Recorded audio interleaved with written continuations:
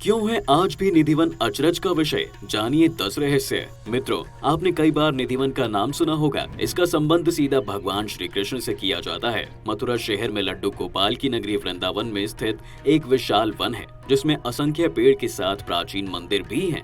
धार्मिक ग्रंथों की माने तो इसकी महत्ता माधव के समय से है। इसे लेकर कई रहस्य ऐसे हैं जिन्हें शायद ही कोई जानता होगा।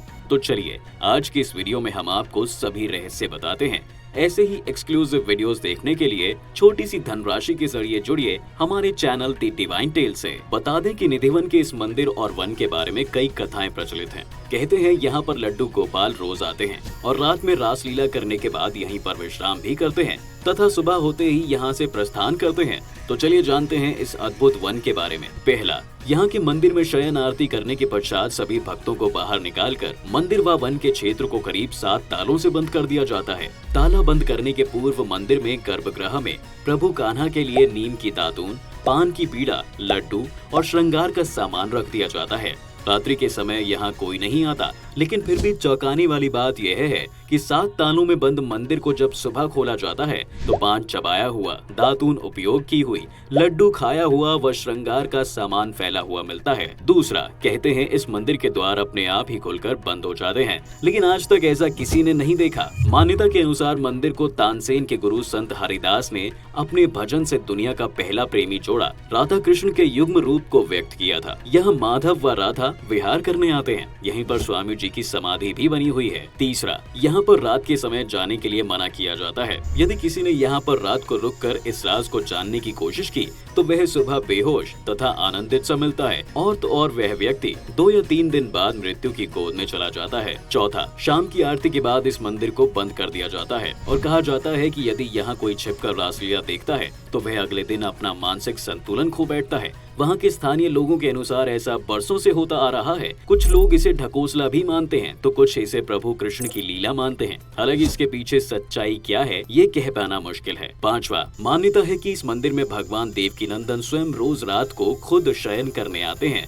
उनके सोने के लिए यहाँ रह रहे मंदिर के पुजारी बिस्तर लगाते हैं, लेकिन सुबह सुबह मंदिर खुलता है तो उस बिस्तर की हालत देखकर सभी आश्चर्यचकित हो जाते हैं, क्योंकि उस बिस्तर को देखकर लगता है कि वहाँ कोई सोया था। छठा, सबसे चौंका देने वाली बात तो यह है कि यहाँ हर दिन माखन मिश्री का प्रसाद चढ़ाया जाता है और जो बच जाता है उसे मंदिर में रख दिया जाता है, लेकिन सुबह तक वह प्रसाद की प्याली खाली हो जाती है। यह भी एक रहस्य है। सातवां, किंवदंती है कि हर दिन मंदिर के भीतर स्थित रंग महल में कृष्ण राधा का बिस्तर लगा दिया जाता है और पूरा रंग महल सजा दिया जाता है। यहाँ तक कि राधा रानी का श्रृंगार सामान भी मंदिर के अंदर रखकर द्वार बंद कर दिए जाते हैं।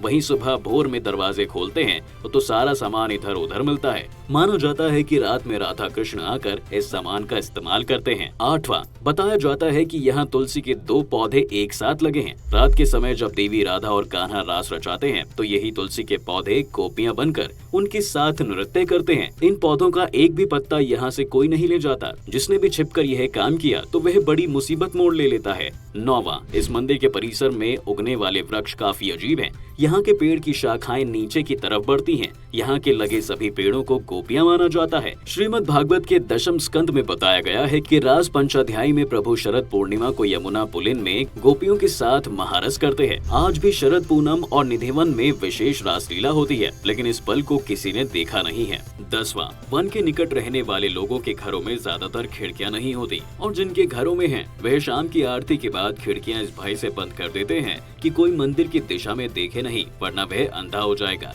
इसी के साथ आपको यहाँ स्थित ललिता कुंड के बारे में भी बता देते हैं। आपको यहाँ पर एक कुंड भी देखने को मिलेगा जिसे ललिता कुंड कहा जाता है।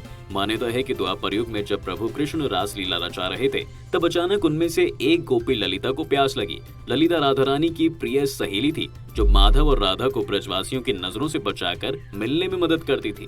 तब प्रभु कृष्ण ने वहीं एक कुंड का निर्माण कर दिया जो आज ललिता कुंड के नाम से प्रसिद्ध है। कब जाए निधिवन या निधिवन खुलने का समय? यदि आप कभी मथुरा वृंदावन घूमने जाते हैं तो आप इस वन में दोपहर में टहलने जा सकते हैं। दोपहर के वक्त इस वन में घूमने का सबसे अच्छा समय है, क्योंकि उस समय मथुरा वृंदावन के सभी मंदिर बंद रहते हैं, जो शाम 4 बजे के बाद खुलते हैं। इसलिए आप अपना यह समय निधिवन में घूम के बिता सकते हैं और वहाँ की खूबसूरती का मजा ले सकते हैं। मौसम की माने तो इसके द्वार सुबह 5 बजे से 6 बजे के बीच खुलते हैं। 6 बजे के पास यहाँ मंगला आरती होती है। सूर्य ढलने के बाद कुछ समय पहले यहाँ के दरवाजे बंद कर दिए जाते हैं। आपको यहाँ बहुत से महापुरुषों की समाधियाँ भी देखने को मिलेंगी, जो प्रभु कान्हा की भक्ति में लीन रहते हैं। ये सभी समाधियाँ पेड़ पौधों के बीच बनी हुई हैं। इसी के साथ साथ आप इस वन के करीब कई मंदिरों में अवश्य घूम कर आएं। कैसे पहुँचे वृंदावन? आप यहाँ पर दिल्ली से रेल या सड़क यात्रा करके वृंदावन पहुँच सकते हैं। यदि आप रेल से जाएंगे तो आप सीधा मथुरा के रेलवे स्टेशन में पहुंचेंगे और वहां से वृंदावन केवल 14 किलोमीटर दूर है। आप वहां जाने के लिए कैब, बस या ऑटो ले सकते हैं। हर 15 मिनट में एक ऑटो या बस वृंदावन जाती है। वहीं आप सड़क मार्ग से जाते हैं तो दिल्ली से वृंदावन 193 किलोमीटर दूर है, जिसके लिए आपको यमुना एक्सप्रेसवे का रास्ता चुनना पड़ेगा, जिससे आप 2.5 घंटे में पहुंच जाएंगे। वृंदावन जाने का समय बता दें कि वृंदावन जाने का सबसे उत्तम समय सर्दियों में यानी अक्टूबर से मार्च या मानसून होता है। गर्मियों में यानी अप्रैल से जून में यहाँ तापमान काफी ज्यादा रहता है, तो वह समय उचित नहीं होता। तो मित्रों, आपने जाना कि क्यों है आज भी निधिवन अचरज का विषय। यदि आपको पहले से किसी भी बात की जानकारी थी तो नीचे हमें कमेंट करके जरूर बताएं। आज की इस वीडियो में बस इतना ही। हम उम्मीद करते हैं कि हमारी वीडियो के जरिए आपको कई सवालों के जवाब मिल गए होंगे। अगर ये वीडियो पसंद आई हो तो इसे लाइक और शेयर जरूर कीजिएगा। अगर आपने हमारे चैनल को अभी तक सब्सक्राइब नहीं किया है तो जरूर करिए।